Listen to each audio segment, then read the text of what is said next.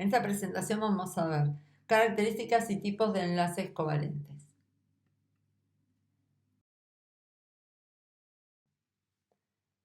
Seguimos viendo tipos de enlaces covalentes. En este caso, el criterio de clasificación será la polaridad del enlace. Podemos tener, en base a esta clasificación, enlaces que pueden ser apolares, denominarse como polares o puros. En ese caso, la nube electrónica es simétrica. Puede ser un enlace covalente polar en donde la nube electrónica es asimétrica. Vamos a ver bien de qué se trata esto.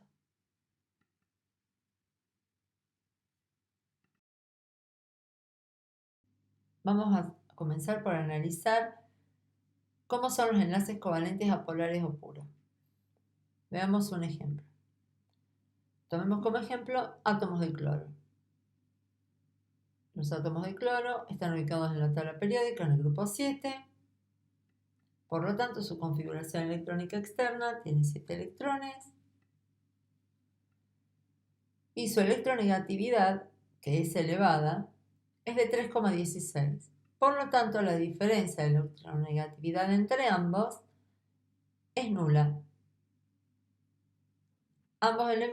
Ambos átomos pertenecen al mismo elemento y ambos tienen entonces la misma electronegatividad. Por lo tanto, la diferencia de electronegatividad entre los dos va a ser 0.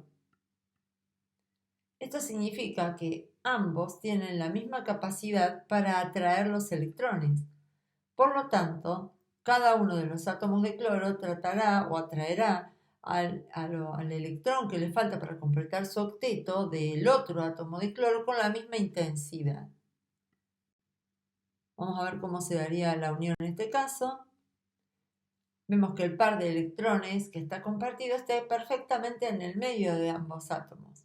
Lo estamos representando así porque esto me está indicando que cada uno de esos electrones es atraído con la misma intensidad por el otro átomo. Podemos representar las nubes de electrones y los núcleos. La parte positiva representa los núcleos de cada uno de los átomos de cloro y la otra parte, que está pintada de anaranjado, constituye las nubes electrónicas de cada uno de los átomos. Al producirse la unión, se forma o se establece una nube electrónica que es simétrica. ¿Por qué? Porque cada uno de los átomos de cloro atrae a la otra nube electrónica del otro átomo con la misma intensidad. Entonces no existe ninguna deformación en este caso. La nube electrónica se mantiene perfectamente repartida entre ambos núcleos.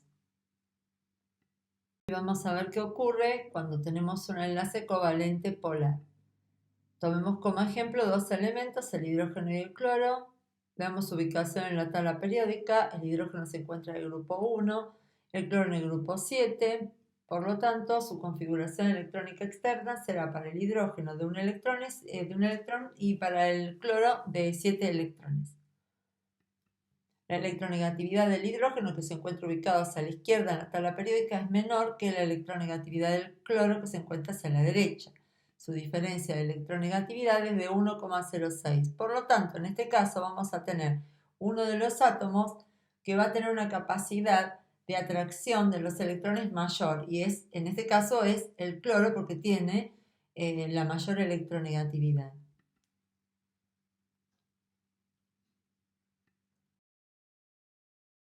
¿Cómo se va a producir la unión entre el hidrógeno y el cloro? Vamos a ver que el par de electrones que está compartido y al cual aportó un electrón el hidrógeno y otro electrón el cloro se encuentra desplazado, no se encuentra en el medio de los dos átomos, sino que se encuentra desplazado hacia el lado del cloro. Lo representamos así para mostrar que entonces el cloro está atrayendo los electrones a los propios y al que está compartiendo con el hidrógeno. De todas maneras, por más que el cloro atrae hacia sí el electrón del hidrógeno, no alcanza a arrancárselo, por lo tanto, insisto en este concepto, sigue habiendo un compartir de electrones y no existe una transferencia de electrones. Podemos representar los núcleos con la nube electrónica de cada uno de los átomos. Cada uno entonces de los círculos positivos está representando respectivamente al núcleo del átomo de hidrógeno y al núcleo del átomo de cloro. Al acercarse y formar la unión, ocurre lo siguiente. Hay una deformación de la nube electrónica desplazándose hacia el lado del cloro, que es el que tiene mayor electronegatividad. Entonces, al formarse esta unión, la nube electrónica se deforma, queda asimétrica. Hay una mayor densidad, decimos, de cargas negativas sobre el cloro y una mayor densidad de carga positiva sobre el hidrógeno. ¿Qué significa esto? Que en realidad, en el caso del hidrógeno, está quedando más expuesto el núcleo. Por eso se dice que hay una densidad de carga positiva. No es que hayan llegado a ese sitio de la molécula mayor cantidad de cargas positivas. No, solo significa que están quedando más expuestas. En cambio, del otro lado de la molécula, lo que ocurrió es una mayor concentración de electrones, por lo tanto hablamos de una densidad de carga negativa. Cuanto mayor sea la diferencia de electronegatividad entre los átomos que se unen, mayor va a ser la deformación de esa nube de electrones. Y este tipo de estructuras que se formó se denomina dipolo, o sea, los dipolos son aquellas moléculas en las cuales se puede reconocer un polo, por eso dice dipolo, un polo positivo y un polo negativo, o sea, una parte de la molécula en donde hay una mayor cantidad, una mayor densidad de cargas positivas y una parte de la molécula en la cual hay una mayor cantidad o una mayor densidad de cargas positivas. Estos dipolos suelen representarse con una flecha, partiendo en la parte positiva y apuntando, la punta de flecha se orienta hacia la parte negativa de la molécula.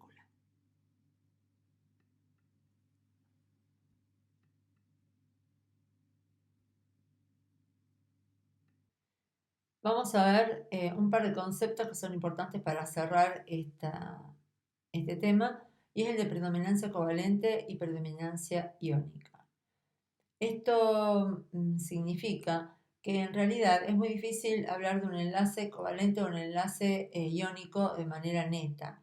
Por lo general, estos dos conceptos se encuentran muy vinculados, y uno cuando habla de enlace iónico o de enlace covalente en realidad tiene que tener la idea de que lo que está diciendo es que hay un mayor componente o una mayor justamente preponderancia de las características covalentes o de las características iónicas en una determinada unión o enlace. Pero que este concepto de covalente o iónico es una cuestión relativa. Vamos a ver de qué se trata esto. Supongamos que representamos la diferencia de electronegatividad entre dos átomos que están unidos sobre un eje. Tomamos los extremos en el 0 y en el 3,5. En el 0 consideramos que cuando tenemos una diferencia de electronegatividad entre dos elementos que es 0, quiere decir que la electronegatividad de ambos es la misma, como en el caso que vimos entre los dos átomos de cloro. Por lo tanto, los electrones compartidos se encuentran perfectamente, exactamente en el medio de ambos átomos, con lo cual el porcentaje de carácter iónico se considera 0. O sea, esa es una situación bastante ideal porque no se da a menudo, se da solo en determinadas circunstancias, en donde hablamos justamente por eso de un enlace covalente puro. Por ser un enlace covalente puro, tiene 0 porcentaje de carácter iónico. En el otro extremo tenemos una diferencia de electronegatividad muy grande, de 3,5, entre dos átomos que se encontraban unidos, y a ese valor de diferencia de electronegatividad ya se le asigna un carácter iónico en ese enlace de un 95%, o sea, prácticamente es un enlace totalmente iónico, no se aleja bastante de lo que son los enlaces covalentes. Vamos a ver qué pasa en situaciones intermedias. Por ejemplo, si la diferencia de electronegatividad es 1, el porcentaje de carácter iónico es del 22%. Fíjense cómo aumenta si nosotros tenemos una diferencia de electronegatividad de 2. En ese caso ya el carácter iónico es del 63%. Y si la diferencia de electronegatividad entre los átomos que se unen fuese de 3, el carácter iónico de esa unión sería del 89%. Vemos entonces la gradualidad a medida que aumenta la diferencia de electronegatividad entre los átomos que se unen. Vemos la gradualidad de incremento o de variación en el carácter iónico. Cuanto mayor es la diferencia de electronegatividad, mayor va a ser el carácter iónico. Generalmente se considera que por debajo de una diferencia de electronegatividad de 2, o sea, con diferencias de electronegatividad menores que 2, hablamos de una predominancia en el carácter covalente de esa unión. En cambio, cuando es mayor o igual que 2, hablamos de una predominancia de ese enlace iónico. Generalmente se suele ver en algunos libros que utilizan como punto de división entre lo que se considera un enlace covalente o un enlace iónico 1,7. En ese caso, ese tipo de enlaces solamente tiene un 51% de carácter iónico. Parece un poco más atinado tomar el valor de 2 para comenzar a hablar de un enlace iónico, porque en ese punto ya tiene un 63% de carácter iónico. De todas maneras, estas cosas son bastante relativas y depende de cuáles sean las propiedades que se están teniendo en cuenta. Así, cuando tenemos una diferencia de electronegatividad cercana a 0, vamos a tener covalencias puras, en las cuales la distribución de la nube electrónica es absolutamente simétrica en torno a los núcleos de los átomos que están unidos. Una vez que nos alejamos y pasamos al 0,5 en adelante, ya existe una deformación en la nube electrónica de tal manera que se genera una asimetría en torno a los núcleos de los átomos que forman esa unión.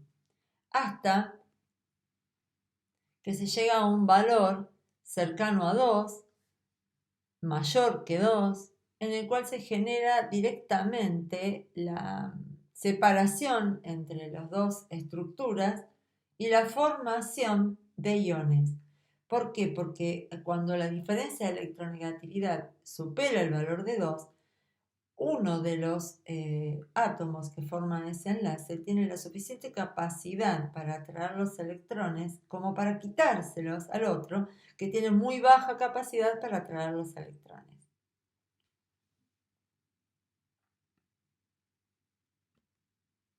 Un par de situaciones como para poder aplicar lo que vimos hasta ahora. Veamos dos ejemplos, el caso del cloro en su enlace con el berilio y del sodio en su enlace con el azufre. Si ubicamos estos elementos en la tabla periódica, veremos que en ambos casos tenemos la unión de un metal, como es el berilio, y como es el sodio, con no metales, como son el cloro y el azufre. Vemos que el berilio se encuentra en el grupo 2 y el cloro en el grupo 7, por lo tanto tienen 2 y 7 electrones respectivamente en su configuración electrónica externa. En el caso del sodio y el azufre, el sodio está en el grupo 1, el azufre en el grupo 6, por lo tanto tienen respectivamente 1 y 6 electrones en su configuración electrónica externa.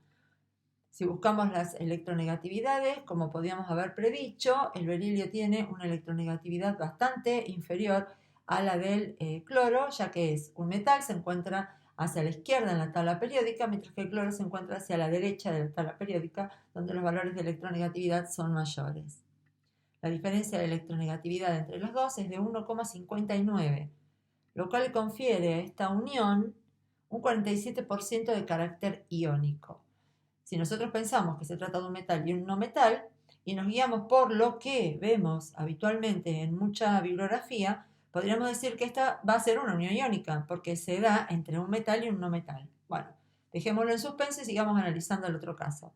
En el caso del sodio y del azufre, la diferencia de electronegatividad también es predecible, porque el sodio está hacia la izquierda en la tabla periódica, mientras que el azufre está hacia la derecha. El sodio es un metal y el azufre es un no metal, con lo cual ya podemos prever que va a ser mucho más baja la electronegatividad del sodio que la del azufre. La diferencia de electronegatividad es bastante similar a la que existe entre el cloro y el berilio, y el porcentaje de carácter iónico de este tipo de unión será aproximadamente de un 45%.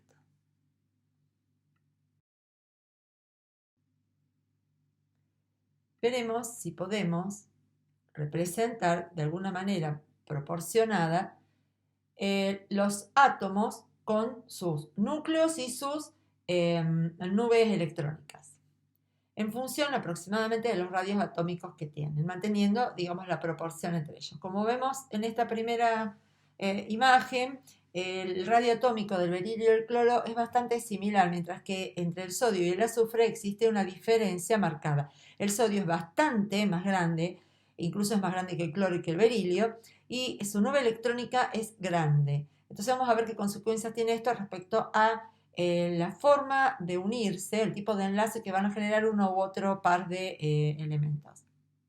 Si nosotros analizamos la unión entre el cloro y el berilio, vamos a ver que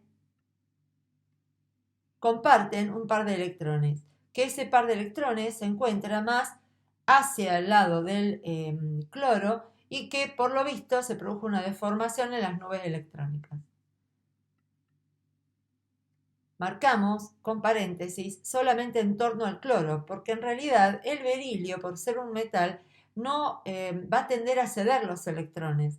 Por lo tanto, en esta unión, el paréntesis no se lo colocamos al berilio, porque el berilio no va a estar tratando de conseguir los 8 electrones. Por otro lado, si se fijan en el caso del berilio, en este caso, estaríamos frente a una unión covalente en donde el octeto sería incompleto.